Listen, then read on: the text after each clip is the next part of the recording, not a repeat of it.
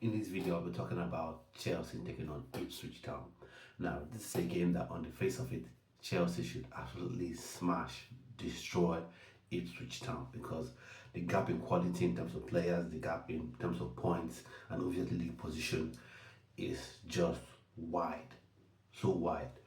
But, like I've said, in the Premier League, if you play around with your food, someone else will snatch your plate. So Chelsea has to take this game seriously, and for Chelsea to win against Ipswich Town, huge improvements, big time improvements are needed. You can't take this game for granted. We've seen against Everton, saw against Fulham, a game that should have ordinarily been won by Chelsea, ended up losing the game 2-1. Now you can blame players, you can blame coach, you can blame everyone else, but there has to be huge improvement going into this game versus Ipswich Town because Ipswich, they play very good football. With the players they have. In Omari Hutchinson, yes, he's going to play against Chelsea because it's an outright sale as opposed to a loan. Outright sale from Chelsea to Ipswich Town, so he's going to play against Chelsea. And then Liam Delap, that incidentally has been linked to Chelsea as well. Though I don't completely agree with Chelsea going out for him because I think McGew is still a very good player that can come off the bench. But Jackson Cook can also come off the bench in place of Jackson. I feel if you're going to get a player, another striker, it should be someone that's exponentially better than Nicholas Jackson. I don't think that Liam Delap is that sort of player. But so I don't digress too much. Chelsea should take this game absolutely seriously, and there should be huge improvement, big improvement in this game. Because for me, while people have been going on about Chelsea being in title race or not being in title race, Chelsea has to finish in the top four this season. And for me, the main thing is be in that second spot as long as you can be in there. So even if you drop off, you're third, you're fourth or something at the end of the day, but you have to win games like this. For me, if you lose against Arsenal, it's annoying, it's disturbing, it's upsetting because you want to win every game.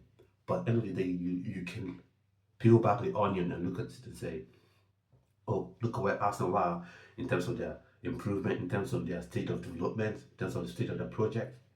So we get that. You can lose to City, it's annoying, it's disappointing, especially depending on how the game, pans out. But you kind of sort of understand. But if you're playing against an Ipswich Town, please, with due respect to Ipswich Town, Chelsea should be winning. There shouldn't be any excuses whatsoever about that. The only thing that comes into that is you haven't applied yourself properly. In terms of from the coach perspective, from the player's perspective. And for me, I want to say Enzo Maresca has been fantastic for Chelsea. 100% been fantastic. And I'm never saying at this point he should be sacked. No, no, no, no, no. Way far away from that. But he has to use his squad, number one. He has to keep things simple, number two, which is you have a very good right winger in Noni Madueke that can dribble, that can assist, that can score goals. Play him in that right wing position. You have a Pedro Neto who has pace for days, or it's Jadon Sancho. Play them in that left wing position, so you can pin, Ipswich down in their own half. You have a Cole Palmer, play him in that 10 role that is playing fantastically. In fact, I have always seen Cole Palmer as a 10. So all this talk of being a right winger, left winger, whatever, is just nonsense for me. For me, he's always been a 10. He's a 10 that masquerades as a right winger because the way he holds the ball, no, he's a 10. So keep it simple. Jackson up top as number 9, and then use your squad.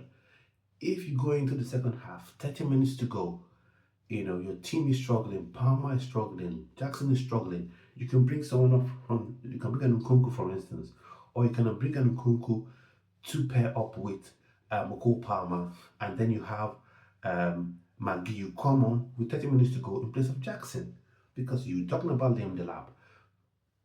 McGee is on the same level with Liam Delap, in my opinion. He's on the same level. He's finishing, he's pressing, he's tall. He's one of those players that are deceptively tall, because when you look at him from a distance, you think, oh, maybe he's 5'8", 5'9", but he's actually 6 foot plus. So he's tall for football. So he can play there. Use your team. Keep it simple. Malagusto play as a right fullback. Marco Corella play as a left fullback. We have seen Malagusto is not really the best when it comes to inverting to midfield. Marco Corella is the inverted fullback king. He does it with ease. So let him be the one to invert. Let Malagusto be the person to stretch the play, to have those marauding runs from that right back position up to the right wing position and help Enoni Madueke, for instance, stretch the play. Keep it simple. And I believe if things are kept simple, Chelsea will win this game.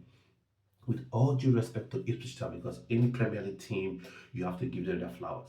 Because if you don't take the game seriously, you could lose, you could drop points. So Chelsea have dropped 5 points, from possible six. Could have got 6 points, ended up getting only one, which is very disappointing in my opinion. So I don't want to see a Pedro Neto or even another Madueke, more like an auxiliary left back or right back. And then you have Pedro Neto in, you know, in the midfield.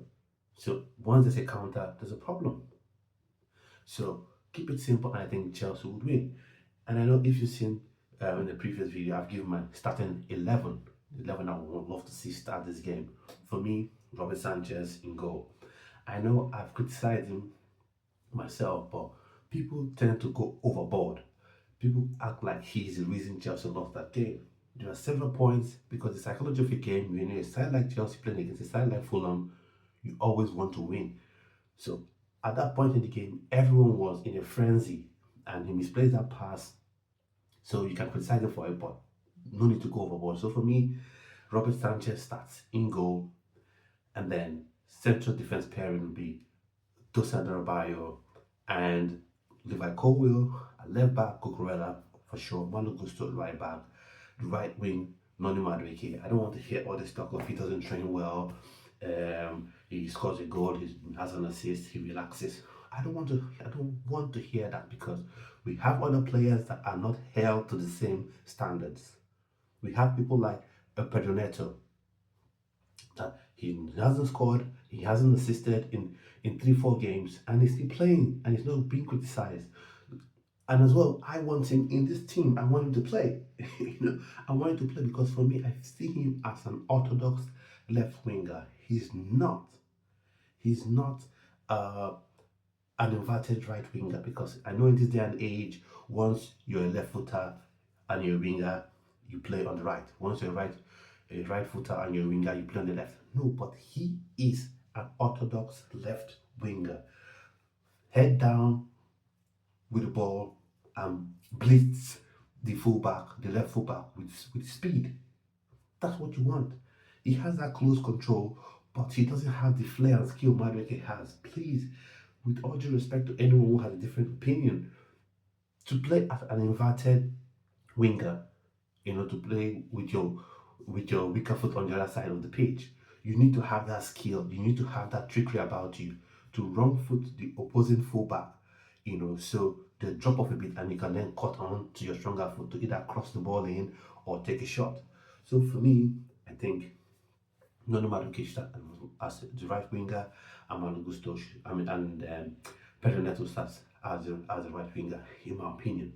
And then for me, like I've said previously in this video, if it seems Cole Palmer is struggling, if it seems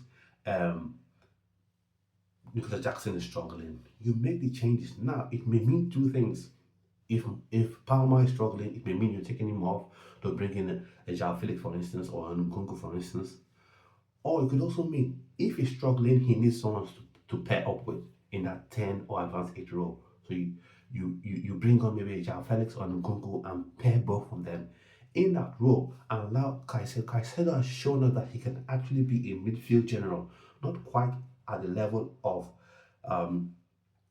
a Kante, but at least, let's say, if Kante is at 100, Caicedo has shown us that he can be at a 95, in 95, in 93, in 94, and play as a lone six there. And you have these two people who are very skillful on the ball, have the good close control in João Felix or Nkunku, pairing up with Cole Palmer.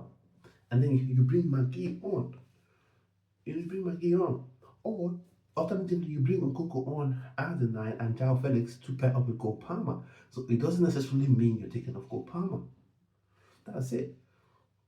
Even Eden Hazard was substituted. Zola was substituted. So you can't keep holding on to the fact that you don't want to change players. Enzo Maresca, if he keeps it simple, if he uses the squad rightly, I think Chelsea would win this game comfortably. So for me, I'm going with for a 2-0 score prediction, 2-0 victory to Chelsea. Hopefully it doesn't come back to bite you, but that's my scoreline prediction. So what are your thoughts on the game? Give your scoreline prediction or in the comment section, and just subscribe to the channel. And thanks for watching. Thanks for support. The subscriber count is growing gradually, so thanks for that. Please follow on Instagram, follow on TikTok, and also don't forget to subscribe to the channel and share the video. So at this point, I would like to say thanks for watching. Have an enjoyable rest of your day, and hopefully there'll be another video on this channel that will be a review to a positive result for Chelsea against Ipswich Town. So stay blessed and have a fantastic rest of your day.